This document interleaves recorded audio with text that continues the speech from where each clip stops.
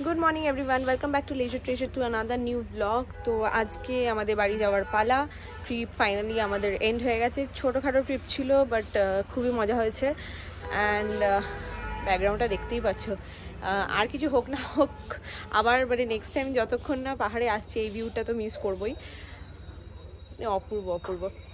তো এখন বাজে 7:15।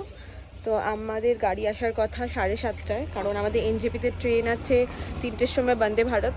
তো আমাদের খুব তাড়াতাড়ি পৌঁছাতে হবে। আর যেহেতু সব বয়স্করা আমাদের সঙ্গে আছেন, তো ওদেরকে নিয়ে তো অবভিয়াসলি দৌড়াদৌড়ি করা যাবে না। তো আমরা একটু হাতে টাইম নিয়েই বেরোনোর চেষ্টা করছি। অ্যান্ড হ্যাঁ, যদি অন দ্য ওয়ে টাইম হয় তাহলে ডেফিনেটলি মিরিক হয়ে যাব। সেটা ডিপেন্ড করছে টোটালি ট্রাফিকের ওপর। মর্নিং টি চলে এসছে, ব্রেকফাস্ট করেই আমরা বেরোবো। আর বেশি সময় হাতে আর নেই। আর বেথলেহেম হোমস্টে যেটাতে আমরা থাকছি, এই হোমস্টে সার্ভিস, খাবার থেকে শুরু করে everything is totally worth it. আমাদের খুবই ভালো লেগেছে, highly recommended this place. And এটা হচ্ছে ওদের একটা লিভিং এরিয়া নিচ্ছে, যেটা আমরা যাওয়ার দিনই আবিষ্কার করলাম। যাই হোক, অ্যান্ড আমি অনস্ক্রিনেও এদের নাম্বারটা দিয়ে দেবো। The owner is also very helpful and kind to us. যখন যেটা দরকার হচ্ছে সব সময় আমরা সব কিছু একদম উইদাউট এনি হেজিটেশন পেয়ে গেছি। ফাইনালি আমরা বেরোচ্ছি। অ্যান্ড এখানে যেরকমটা বললাম যে আমাদের সুন্দর স্টেটা অলরেডি ওভার। তো please meet the owner once. And just ওনাকে একটুখানি গ্র্যাটিটিউড আর থ্যাংক ইউ জানাতে চাইছি এত ভালো সার্ভিস দেওয়ার জন্য, এত ভালো খাবার খাওয়ানোর জন্য। It was so homely and so delicious that we are all impressed and so overwhelmed. Thank you so much. তো আজ তো দিনটা শেষ হয়ে গেল, অ্যান্ড তারপরে back to normal life, normal days. খুবই শর্ট ট্রিপ ছিল, কিন্তু আমরা খুবই আনন্দ করেছি অ্যান্ড খুবই ভালো লেগেছে। অনেক দিন পরে একটা শর্ট হোক আর যাই হোক ফ্যামিলি ট্রিপ করতে পারলাম। তো কিছুজন মিসিং, বাট ঠিক আছে, নেক্সট টাইম আমরা একটা বড়সড় ট্রিপ কোথাও প্ল্যান করবো অ্যান্ড সবাই সেখানে যাতে প্রেজেন্ট থাকে সেটাই ট্রাই করব। অ্যান্ড এই ট্রিপে আমরা কিছু অ্যামেজিং লোকজনের সঙ্গে মিট আপ করতে পারলাম, যেরকমটা হচ্ছে homestay owner, the people who were serving us, the driver, cab driver. তো সবাই খুবই ভালো ছিল। আমরা এখন নামলাম। এই জায়গাটা এর আগে ভিজিট করিনি, তো আমাদের এনজেপি যাওয়ার পথেই মিরিক যাওয়ার কথা আছে। আর তার আগেই সীমানা জায়গাটা, তা বেশ ভালোই জায়গাটা, মানে ভিউ পয়েন্ট। এবারে কথা হচ্ছে সান্দাকফু এখান থেকে দেখা যায়। এবারে কথা হচ্ছে যে এখন যেহেতু পুরো কুয়াশার ফগ, আমিও যাব, তাই জন্য দেখতে পারবো কিনা জানি না, কিন্তু 3টে পয়েন্ট এখান থেকে দেখা যায়। কিন্তু দেখো খুব সুন্দর। লাকিলি আজকে একেবারেই জ্যাম ছিল না ফেরার সময়, তো রাস্তা একদম বাটার স্মুথ ছিল। তো ডিসাইড করলাম যে মিরিক আর কয়েকটা পয়েন্ট হয়েই স্টেশনে যাব, যেহেতু আমাদের হাতে এনাফ টাইম আছে। এখানে কি আছে? এই দিকটা পুরো নেপাল সাইড, আর লেফট সাইড, আর এই দিকটা হচ্ছে সান্দাকফু, কাঞ্চনজঙ্ঘা। যদিও বা এটা এখন ভিজিবল নয়, বাট যখন ভিজিবল হওয়া যায়। এখন মেঘটা কেটেছে, আর খুব সুন্দর মেঘটা কেটেছে, বাট মেঘটা কাটলেও সেটা এখান থেকে ভিজিবল নয়। বাট এখন খুবই ভালো। এটা যখন এসছিলাম তখন একদম কিচ্ছু দেখা যাচ্ছে না, হালকা হালকা দেখা যাচ্ছে। Now we can see something, কিন্তু ভিউটা দারুণ এখান থেকে। আবার মেঘের মাঝ দিয়ে চলতে চলতে আমরা পৌঁছে গেলাম মিরিকে।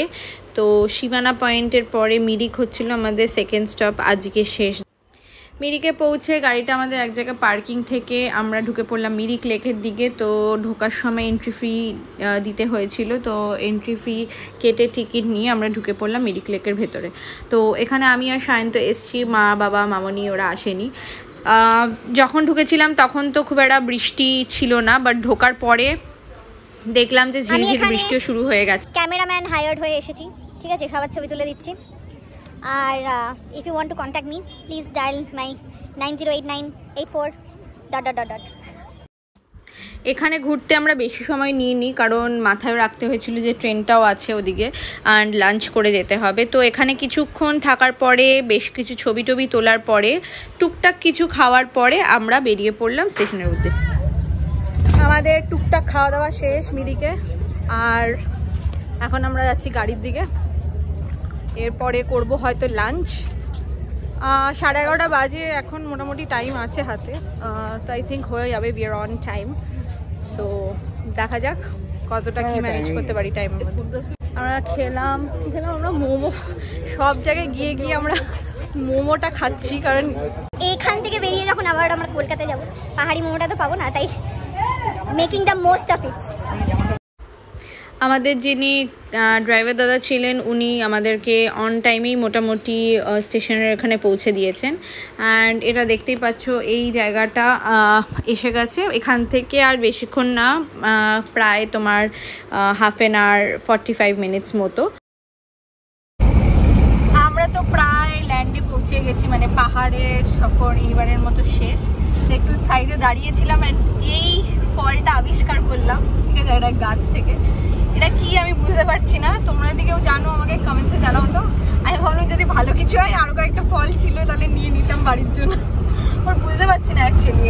মা আর মামনি বলছে হয়তো 20 ফল কিনে দিয়ে আনে।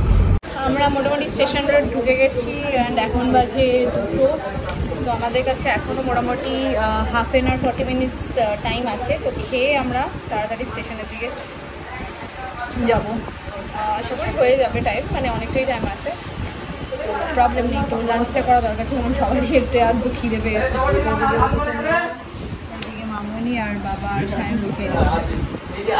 তো প্লেন অ্যান্ড সিম্পল জিনিস অর্ডার দিয়েছি, ভাত আর মাছের ঝোল।